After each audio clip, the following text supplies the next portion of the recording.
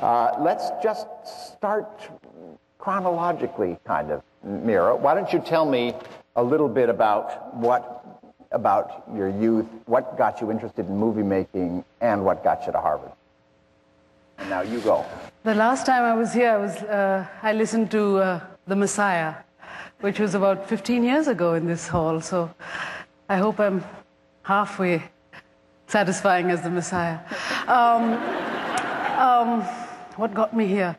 Love Story got me here. Nobody believes me, but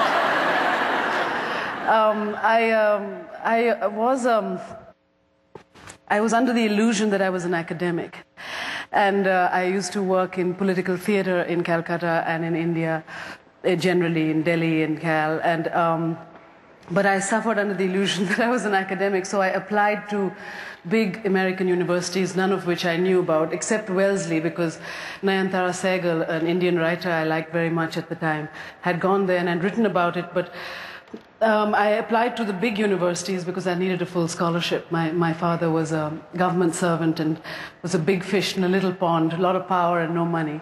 And so it had to be a full scholarship, and Yale lost my application, and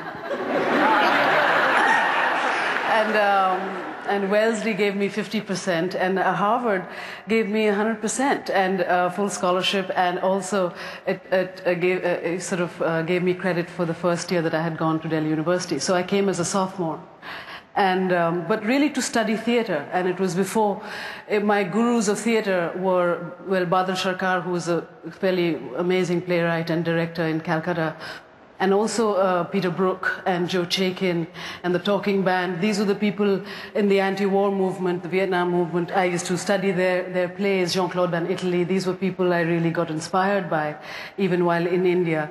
And I came to discover that kind of theater. But when I came to Harvard, it was before Brewstein, and it was all Oklahoma, hoop skirts and musicals. And I didn't know what I could do.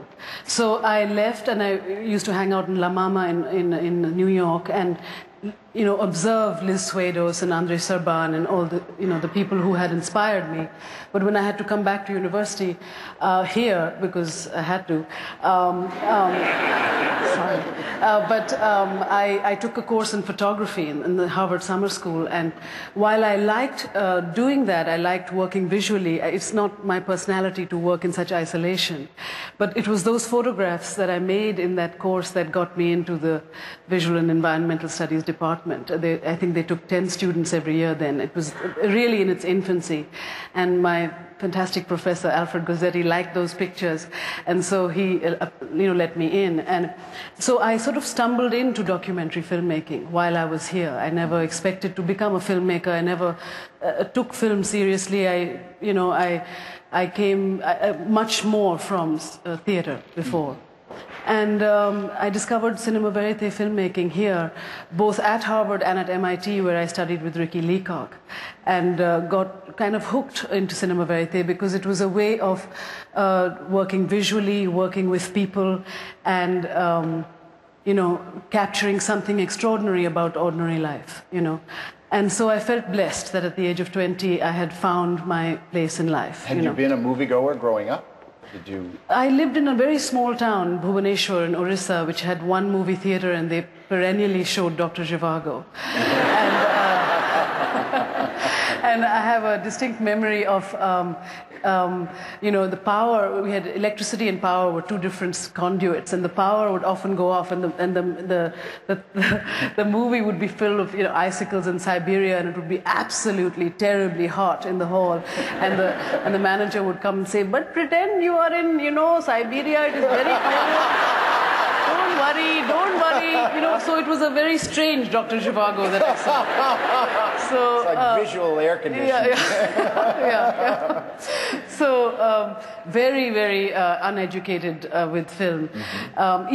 Even Indian film. We never got to see it. The first time, I'm ashamed to say this, but it's totally true. The first time I saw Satyajit Ray's films was in the Science Center. Extraordinary. At the age of 19, I discovered the Apu trilogy. Even only when he passed away in India do you get his films on television. It's extraordinary. It's only shown in Bengal and so on. Etc. So, but so I can't say that film inspired me before. It was, as a kid growing up in a small town, what was most inspirational was what we call jatra, which is mythological traveling theater, where people would come from the villages and take over just a school field and have as a prop, there would be just a painted set of stairs, and they would just, I would go with my driver and I would sit there, and everybody else thought I was starkers to go to such places, but worlds would emerge, incredible Prahlad Natak and mythological dramas would be spelt out in front of me. And in fact, it was that kind of theater that inspired Peter Brook before he made Mahabharat, So it was the fuel, of my first excitement about doing anything with the arts. So when you were here and learning about the craft of film and the mechanics of film, you were also learning about the history of film and seeing all your first movies. Yes, it was La Jetée and Chris Marker's work, and Chronicle of Summer, Jean Rouche's work, and of course Satyajit Ray's work. All those films I first saw at Harvard. And then my education is still quite spotty, cinematically. But what I do is that when I like a film director, I try to see his or her work, as a body of work. And I'm still doing that, I choose a number of films while I'm making a film, and because it's so exhausting making a film that at night I don't like to talk to anybody. I just like to see a few clips just to give me fuel.